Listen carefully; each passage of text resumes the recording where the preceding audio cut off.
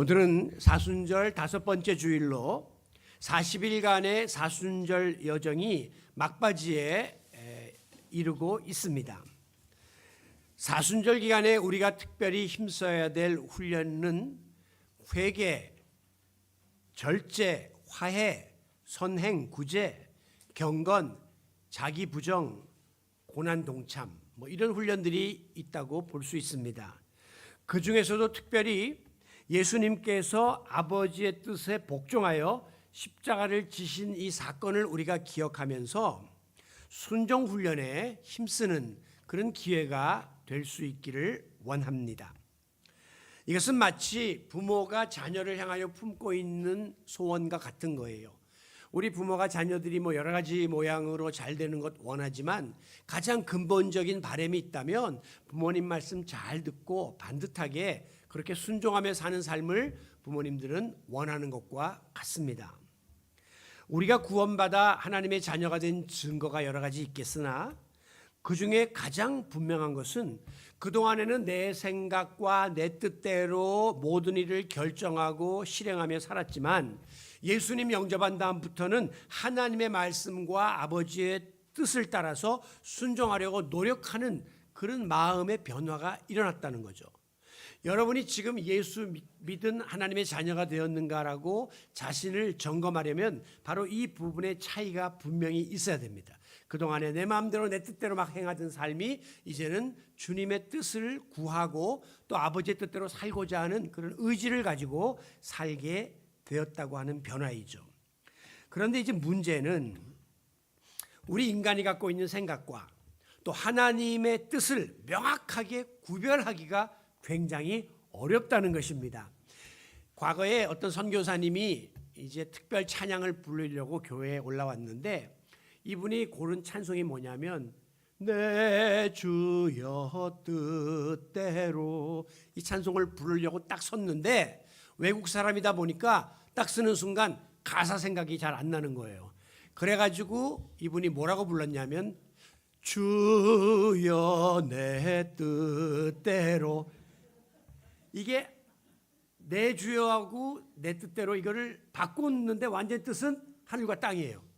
내 주여 당신의 뜻대로 하옵소서 하는 이 찬송을 주여 내 뜻대로 하옵소서 이렇게 바꿔 불렀다고 하는 거예요. 그만큼 하나님의 뜻과 인간의 뜻 사이에 우리가 혼동이 있을 때가 굉장히 많습니다. 그래서 하나님이 내게 허락하신 비전과 내가 품고 있는 야망과 이것이 혼동되어서 내 생각을 하나님의 뜻인 양 착각에 빠져서 억지로 이렇게 포장을 해서 자기 생각인데 하나님의 뜻이라고 우겨대는 이런 일들이 비일비재하게 벌어진다는 것이죠. 자기 합리화의 유혹입니다. 그 결과 하나님의 뜻과 전혀 상관없는 일을 하는 거예요. 우리가 이거 내 자기 욕망대로 자기 욕심대로 그러면서 이게 다 하나님의 뜻이라고 갖다가 꿰맞추는 그런 자기중심적 신앙생활을 하기 때문에 아버지의 뜻과 방향이 틀린 그런 자리로 나아가서 잘못에 처하게 될 때가 많다는 것입니다. 이제 간혹 가다가 목사님들이 목회를 하면서 교회 건축 같은 걸 할 때 이제 하나님께 기도하는 가운데 응답받았다. 그리고 성도들에게도 선포하고 하나님께서 내게 새롭게 성전을 건축하라 하셨으니 함께 동참해 주세요. 이렇게 호소해가지고 교인들이 열심히 교회를 졌는데 그만 우리가 주변에서 보는 몇몇 교회처럼 교회가 부도가 나거나 또 성도들이 집을 저당 잡혔는데 그게 다 난리가 나서 다 뺏기거나 또 교회를 심지어 이단 교회에게 넘어가는 경매로 이런 일들을 우리가 결과적으로 보면서 과연 하나님의 뜻이었나 하는 의구심을 갖게 되는 거예요. 하나님의 뜻이면 어떻게 이런 일이 벌어질 수 있냔 말이죠. 그러니까 내가 갖고 있던 어떤 야심을 하나님의 뜻이라고 우겨대면서 계속 주장하다가 우리가 빚게 되는 혼선입니다. 이거를 저는 헛다리 짚는 신앙이다 그렇게 생각해요. 헛다리를 짚는다는 것은 바르지 못한 곳에 발을 디딘 거예요. 그러니까 지금까지 우리가 지내왔던 신앙생활의 여정이 허송세월이죠. 아버지 뜻이 아닌 거를 계속 추구하면서 시간을 보냈으니까 얼마나 안타깝겠습니까? 그러므로 우리 그리스도인들에게 필요한 필수적인 자세는 하나님의 뜻을 옳게 분별할 수 있도록 영적 분별력을 지니는 일입니다. 영적 분별력은요, 그냥 내가 노력해서 감 잡아서 하는 게 아니라 고린도후서 12장에 보면 9가지 성령의 은사가 나오는데 그 중에 하나가 영분별의 은사가 있어요. 그러니까 하나님께 구해야 돼요. 아버지, 내가 바른 영분별의 은사를 통해서 이것이 아버지 뜻인지 그렇지 않은지를 분별할 수 있는 그런 능력을 달라고 하나님께 구하시기를 바랍니다. 그래야만 어떤 경우에라도 하나님의 뜻에 합당한 바른 순종의 길로 인도받을 수 있기 때문입니다. 자, 오늘 본문을 보시면 사람의 뜻과 사람의 기준과 하나님의 뜻과 하나님의 기준이 극명하게 다를 수 있다라고 하는 사실을 우리에게 교훈하고 있습니다. 물론 구약의 이사야 55장에 보면 내 생각과 내 길은 너희의 생각과 너희의 길과 다른데 마치 하늘이 땅보다 높음 같이 항상 하나님의 뜻과 기준과 생각이 우리보다 높고 옳다, 그렇게 말씀했습니다. 당연하죠. 우리는 유한한 인간이니까 앞에 보이는 현상만 보고 어떤 뜻을 정하기 쉬운데 하나님은 이 모든 것들을 통틀어서 보시는 전능하신 분이기 때문에 아버지의 뜻을 바로 깨닫는 것이 우리에게 매우 중요하다고 하는 것입니다. 본문 31절에 보면 그때에 예수의 어머니와 동생들이 와서라고 시작을 합니다. 먼저 여기서 우리는 예수님의 가족 관계를 한번 짚어보아야 해요. 예수님은 아버지 요셉과 어머니 마리아를 두었지만 이 둘이 그 육체적인 관계를 통해서 예수님을 잉태한 것이 아니었죠. 성경에 보면 성령에 의해서 잉태되었다. 그러니까 엄밀한 의미에서 말하면 그 부모님은 호적상의 부모지 혈연의 부모가 아닌 거죠. 그래서 그런지 몰라도 신약 성경을 쭉 보게 되면 마리아의 이름은 자주 등장하는데 요셉의 이름이 거의 안 나오고 있어요. 아마 어떤 의미에서 요셉의 역할이 예수님의 공생애에 그렇게 없었던 것으로 이렇게 평가할 수가 있습니다. 반면에 예수님을 그렇게 성령으로 잉태해 난 다음에 그 다음부터는 마리아와 이제 요셉이가 부부관계를 통해서 자녀를 낳는데 아들 넷과 딸 둘을 낳아요. 마태복음 13장에 보면 그 이름이 나와 있는데 그 아들들의 이름은 야고보, 요셉, 시몬, 유다이고, 그리고 딸들의 이름은 그 당시 관례상 밝히지 않고 그냥 그 누이들이 있었다, 그렇게 밝히고 있습니다. 지금 이 예수님 어머니 마리아와 이 형제들이 모두 집단으로 예수님을 찾으러 온 거예요. 그런데 31절 그 다음 절에 보면 밖에 서서 사람을 보내어 예수를 부르니 그랬죠. 지금 예수님 주변에 사람들이 너무 많이 몰려있기 때문에 직접 대면하지를 못하고 누가복음 8장에 보면 예수님의 어머니와 형제들이 왔으나 무리로 인하여 가까이 할 수 없었으므로 사람을 보내어 예수에게 이 같은 소식을 전했다. 사람 보내서 좀 전가를 해달라, 밖에 기다리고 있다, 이렇게 이제 부른 거예요. 자, 이제 오늘 본문이 나오게 된 배경을 조금 더 앞을 거슬러 올라가서 20절부터 보시면 예수님이 어느 집에 들어가게 되었는데 너무 많은 사람들이 예수님 주변에 몰려들어서 예수님은 식사할 겨를도 없이 그들에게 말씀을 전하는 장면이 나옵니다. 그런데 이제 예루살렘에서부터 예수의 책을 잡으려고, 흠잡으려고 거기까지 달려온 이 바리새인들이 뭐라고 소문을 퍼뜨렸냐면 저 예수가 그 귀신의 왕 바알세부를 힘입어 지금 귀신을 쫓아내고 있다라고 하는 거짓 소문을 퍼뜨리게 된 거예요. 예수님이 지금 막 사람도 병도 고치고 귀신도 쫓아내니까 이 바리새인들이 뭐라고 이것을 누명을 씌웠냐면 저기 귀신이 들려가지고 귀신 대장이 바알세불인데 그 바알세불의 힘으로 지금 귀신을 이기고 있다, 이렇게 소문을 퍼뜨린 거예요. 그러자 예수님이 여기에 대해서 뭐라고 반응을 하셨냐면 사탄이 어떻게 같은 편 사탄을 쫓아내냐, 자기가 같은 편인데 어떻게 바알세불이 귀신을 쫓아내느냐, 같이 손을 잡으면 잡지. 그러니까 이 바리새인들의 주장은 거짓말이고 내가 귀신이 들려서 귀신을 쫓아낸다는 말은 거짓이다, 이렇게 무리들에게 설파하셨습니다. 바로 그때에, 오늘 본문 시작이 그때에라고 나오죠. 이제 예수의 친족들이 예수가 미쳤다 함을 듣고 그리고 그를 붙들러 나옵니다. 예수가 귀신 들렸다, 미쳤다. 그래서 친척들이 와서 예수를 데리고 가려고 모였어요. 그리고 뒤이어서 달려온 사람들이 바로 이 똑같은 소문을 듣고 어머니 마리아와 동생들이 또 예수를 찾아서 온 거예요. 집안이 다 동원된 거죠. 왜? 예수가 지금 미쳐갖고 저렇게 귀신을 쫓아내고 난리를 친다니까 확인을 하고 예수를 다시 집으로 데려가려고 온 겁니다.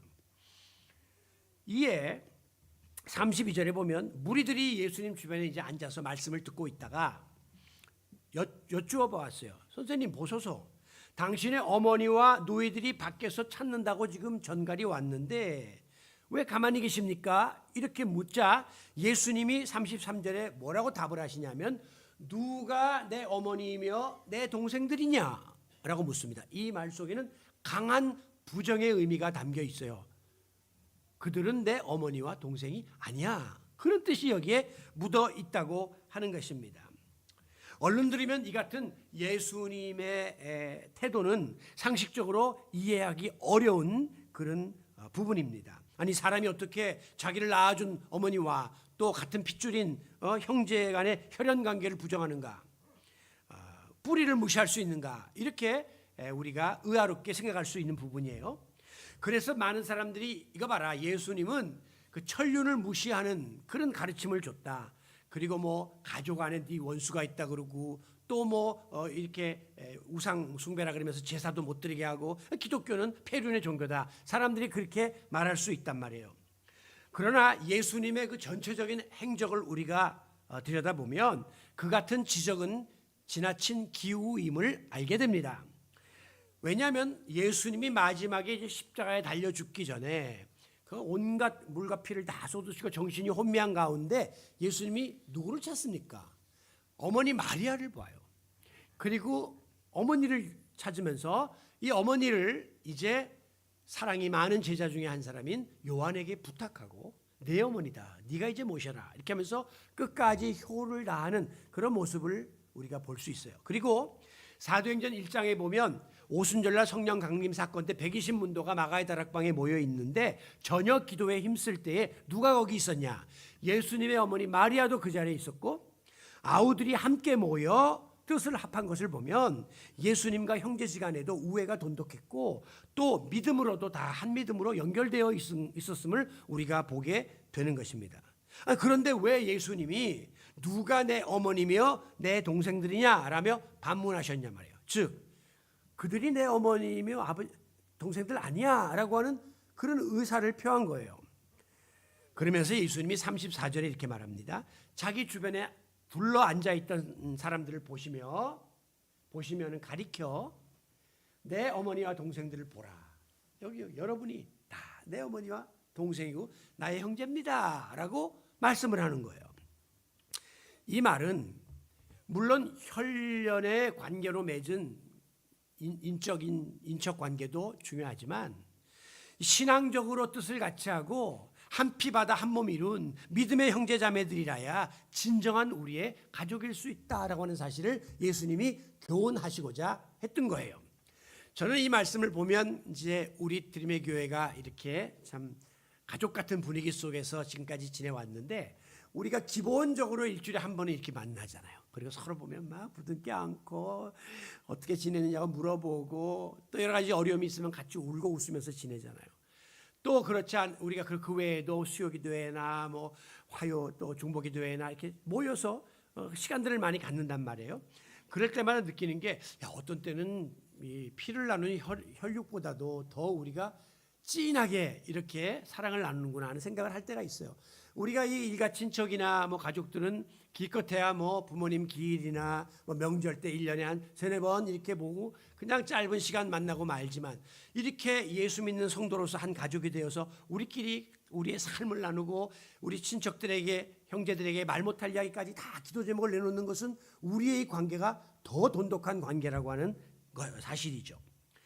그러므로 이 같은 말씀 속에는 지금 나를 찾아온 어머니와 동생들은 하나님의 뜻과 상관없이 소문만 듣고 내가 미쳤다고 귀신을 들렸다고 하는 소리를 듣고 진위를 확인한 다음에 나를 어떻게 해서라도 집으로 데려가려고 온 거 아니냐? 그렇다면 아무리 혈연 관계라 할지라도 하나님의 뜻을 거스르는 일을 하려고 온 것이고 하나님의 뜻과 맞지 않는 일을 하려고 왔기 때문에 엄밀한 의미에서 나와 상관없는 것이 된다. 이렇게 말씀을 하신 겁니다. 자, 이와 같이 하나님의 뜻과 어긋난 인간적인 판단과 행동은 우리 성도들의 삶 속에서 절대 올바른 기준이 될 수가 없습니다. 여러분, 당시에 예수님이 귀신을 쫓아낸 것은요, 하나님의 뜻을 받들어 하나님의 능력으로 하나님의 뜻에 순종하기 위해서 행했던 사역이에요. 하나님의 일이었어요.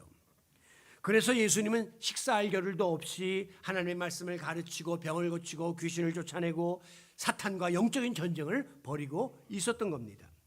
그러나 반대파들이 인간적인 눈으로 볼 때는 저 예수가 제정신이 아니고 뭔가 씌워가지고 저런 짓을 하고 다니는 것으로 잘못 판단을 하고 그를 미친 사람으로 몰아가려고 했던 거예요.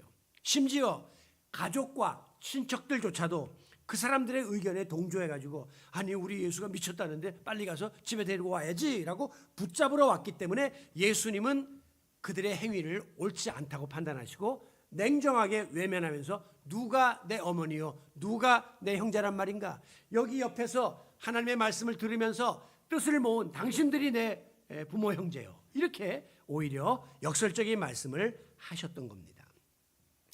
우리는 때때로 내 생각과 내 판단 기준에 의해서 모든 행동을 합니다.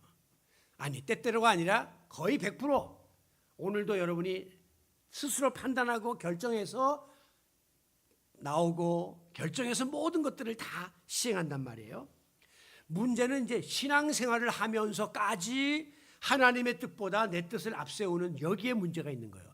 여러분의 개인적인 삶은 여러분의 판단에 의해서 여러분의 목표에 의해서 여러분이 행동하시면 돼요. 그러나 신앙생활을 하게 된 다음부터는 이제 내 뜻 위에 있는 하나님의 뜻을 우리가 알게 되었기 때문에 이제는 내가 하나님의 뜻이 무엇인지를 계속해서 물으면서 그 뜻대로 살아가는 그리스도인의 삶을 우리가 살아야 된다고 하는 사실을 명심하셔야 돼요. 그렇지 않으면 내 뜻을 하나님의 뜻이라고 우기면서 포장해가지고 잘못하면 불순종의 자리에 빠져서 헛다리 짚는 신앙생활에 허송생활을 할 수 있다는 사실을 명심하시기 바랍니다.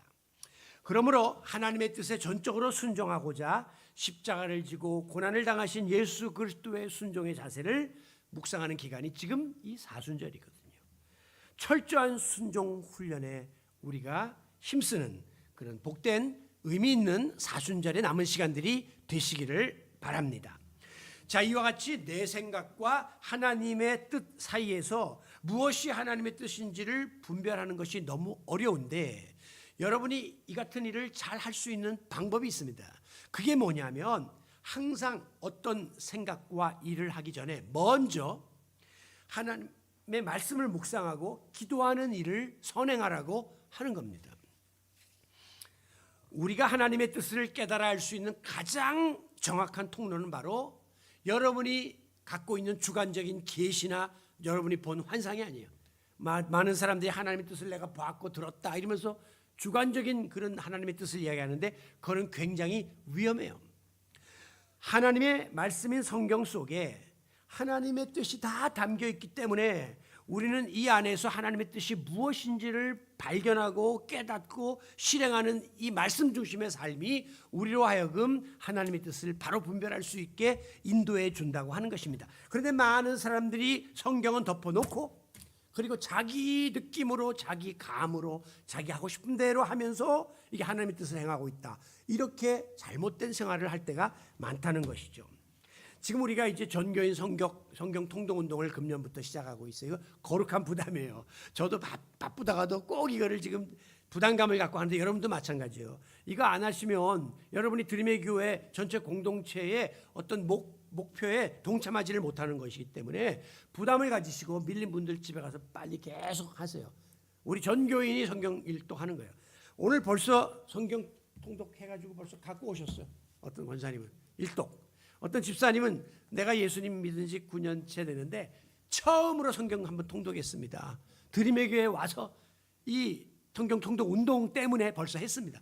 아이고 성격도 급하시네. 아직 금년에 성경 한 번 읽는 건데 3개월에 벌써 통독. 왜? 달고 오묘해가지고 한 번 말씀에 빠지면 또 보게 되고 또 들어가게 되고 깊은 아버지의 뜻을 여러분이 발견하게 되기 때문이에요. 하나님의 말씀을 꾸준히 깊이 있게 묵상하다 보면 이 속에 내가 알지 못했던 하나님의 뜻이 번득번득 깨달아지고 마음속에 박히는 놀라운 은혜를 체험하게 될 줄로 믿습니다. 성경에 보면요, 이것이 하나님의 뜻이다 이렇게 정확하게 명시해 놓은 말씀은 딱 3번 나와요.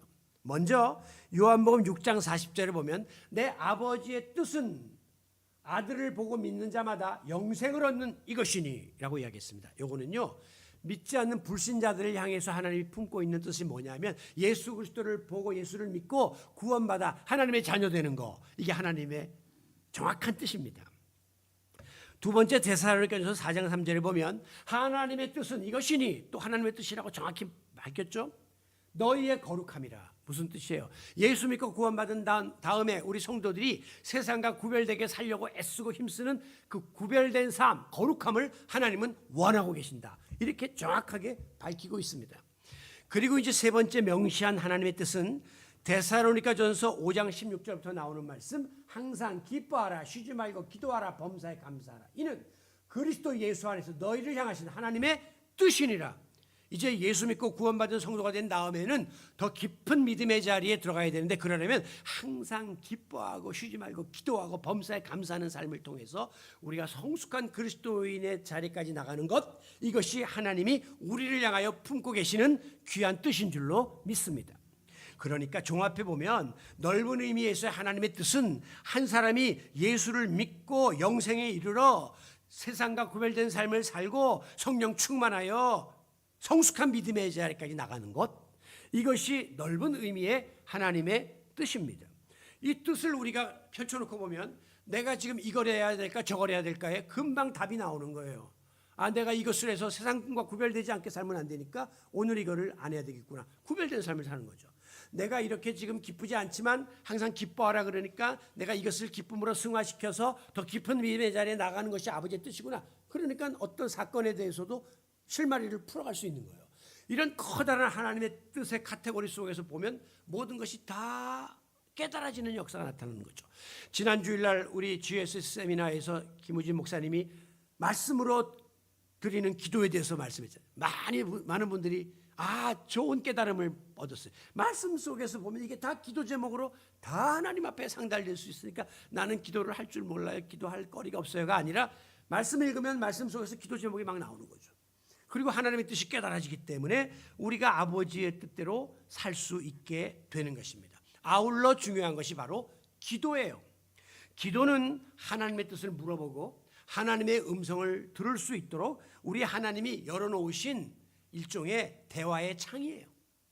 하나님이 창문을 기도를 통해서 열어놨거든요. 우리 아버지, 그럼 하나님이 얼굴 보이시면서 그래 오늘 또 왔는가, 무엇을 또 이야기하려는가, 주님께 이런 이야기 저런 이야기 주거니 받거니 하면서 쉬지 말고 기도하면 아버지의 뜻을 깨달을 수 있죠. 주의 음성을 들을 수가 있기 때문에 이것이 말씀과 기도가 어우러질 때 하나님의 뜻이 명확하게 우리에게 깨달아지게 되는 것입니다. 예수님은 하나님의 아들 아닙니까? 하나님과 동등된 분이에요 원래. 그럼에도 불구하고 예수님은 인간의 몸을 입고 이 땅에 오신 공생의 기간 동안에 뭘 가장 많이 하셨느냐, 성경에 보면 새벽 미명에 한적한 곳에 가서 기도하시고 밤이 맞도록 동산에 올라가서 기도하셨다. 그러니까 예수님이 활동하시면서 사역하시는 시간 외에는 다 기도해요. 새벽부터 밤까지. 왜요? 그 시간에 하나님께 물어보는 거예요. 아버지, 내가 오늘 이런 일을 했는데 제대로 한 겁니까? 내일은 또 이런 일을 해야 될 텐데 아버지 길을 인도해 주세요. 비록 하나님과 동등된 분이시지만 그가 육신을 입고 이 땅에 오신 그 기간 동안은 끊임없이 하나님과의 대화를 통해서 기도를 쉬지 않았고 그것을 통해서 힘을 얻고 용기를 얻고 또 사명을 새롭게 하셨던 것입니다. 심지어 십자가를 지시는 마지막 그 순간 겟세마네 동산에서 땀방울이 핏방울이 되도록까지 간절히 기도하면서 아버지의 뜻을 구했던 사실을 우리는 기억합니다. 우리도 무슨 일을 하든지 급하게 내가 그냥 계획하고 생각했던 대로 펼치려고 하지 말고 적은 것이라도 아버지, 예를 들면 집을 구하려 한다 할지라도 내가 지금 살 집을 구하려고 합니다.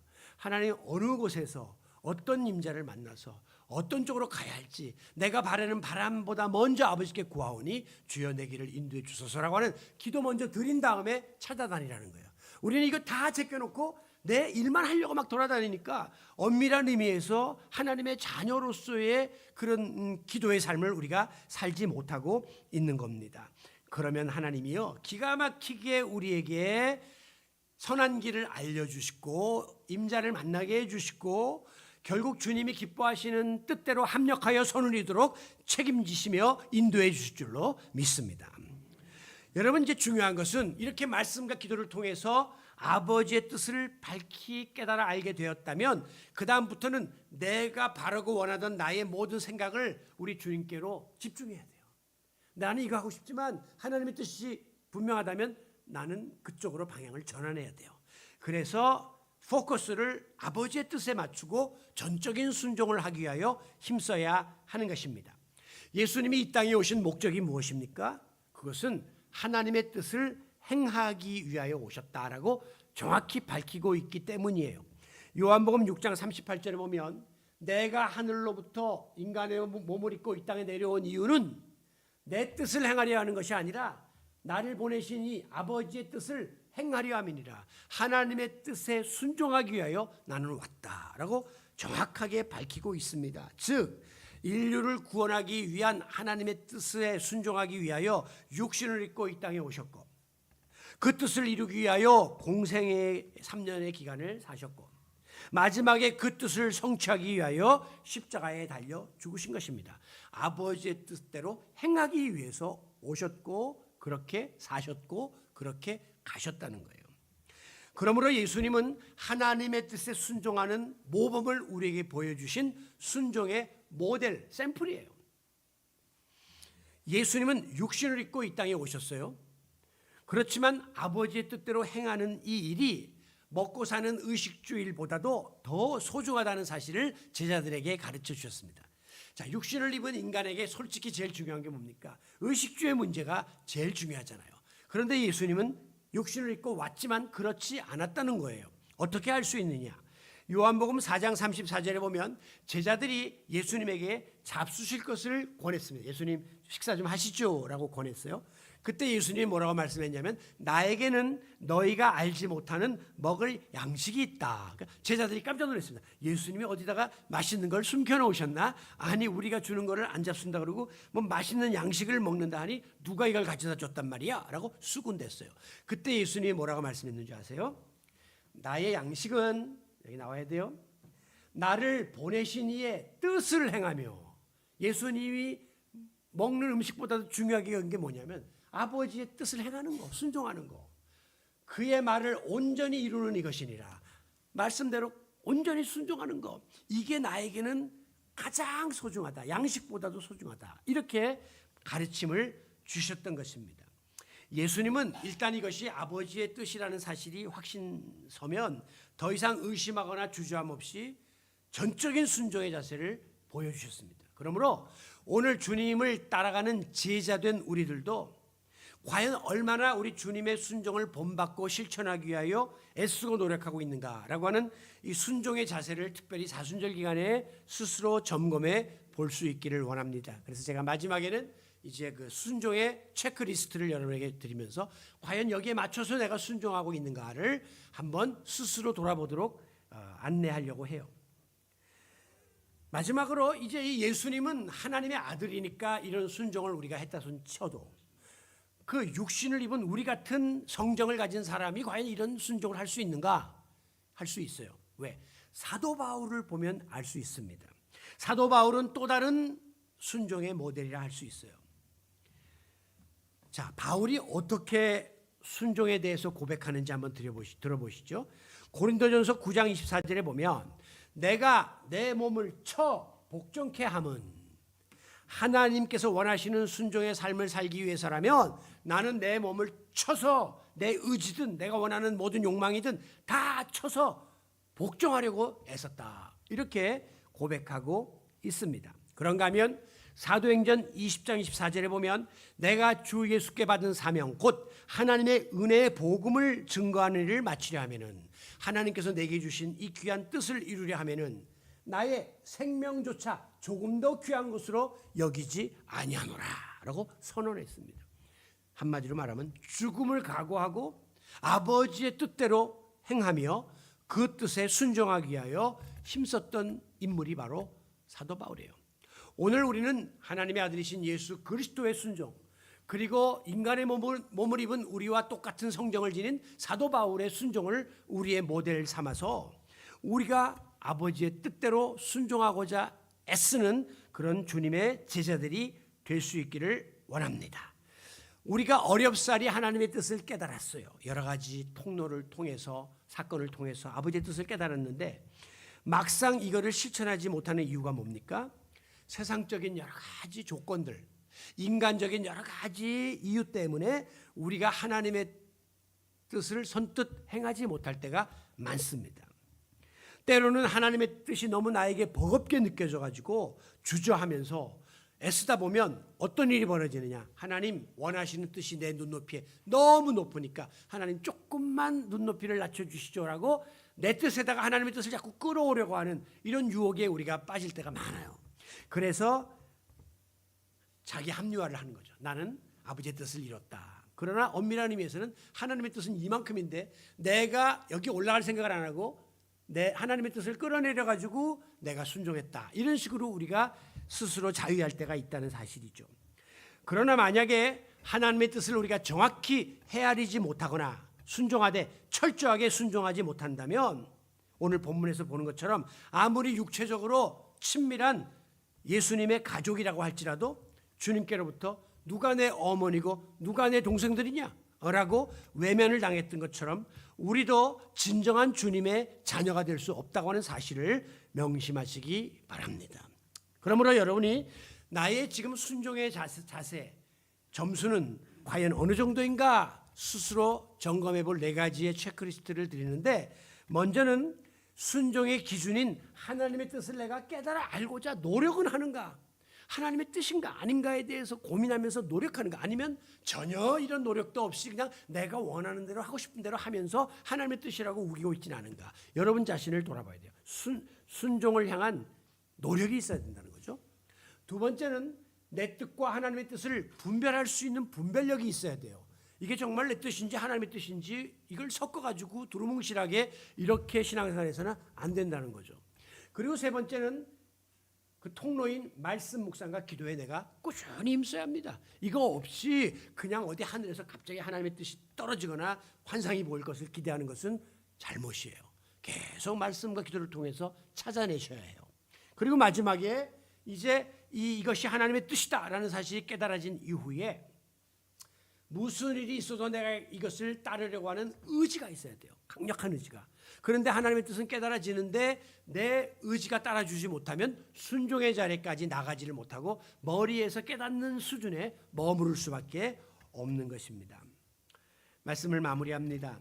오늘부터 5번째 주일로 접어들게 되는 이 금년의 사순절 기간 동안 우리는 나 자신을 향한 하나님의 뜻, 우리 드림의 교회 공동체와 앞날을 향한 하나님의 뜻이 무엇인지 이것에 대해서 한번 고민하고 또 바로 깨달아 알기를 힘쓰기 바랍니다. 그것을 위해서 말씀과 기도의 생활에 힘쓰시고 여러분에게 보내드리는 그 사순절 말씀 묵상을 통해서 또 여러분이 계속해서 하나님과 교제하는 시간을 가지면서 경건 생활에 더욱 힘써 보시기를 바랍니다. 그래서 하나님이 나에게 깨닫게 해주신 하나님의 뜻이 있다면 그 하나님의 뜻대로 애쓰고 힘쓰며 순종하고자 노력하는 우리 주님의 소유된 백성들이 다 되시기를 친히 순종의 모범을 보여주신 예수 그리스도의 이름으로 축원합니다. 아버지 하나님, 예수 그리스도를 구주로 영접한 다음에 하나님의 자녀가 되었음을 감사합니다. 이제부터는 내 뜻대로 사는 것이 아니라 아버지의 뜻대로 사는 삶으로 전환되어야 된다는 사실을 알면서도 때때로 하나님의 뜻과 내 뜻 사이에서 갈등하고 혼란스러워서 내 뜻을 하나님의 뜻인 양 우기면서 자기 합리화의 순종을 행했던 우리가 아닌지 돌아보게 하시니 감사합니다. 이 사순절 기간에 우리 주님은 아버지의 뜻을 순종하기 위해 이 땅에 왔고 십자가에 달렸고 죽으셨고 그리고 아버지의 뜻을 이루었다고 하는 사실을 우리에게 일깨워 주십니다. 우리가 나의 순종의 점수를 매겨보면서 주님 앞에서 철저한 보다 온전한 순종의 자리에 나가기를 결단하는 귀한 사순절 훈련의 시간들이 이어지게 하여 주시옵소서. 예수님의 이름으로 기도하옵나이다. 아멘. 나는 가리라. 주님의 뜻을 따라 가리라. 전적으로 순종하리라. 하나님 앞에 결단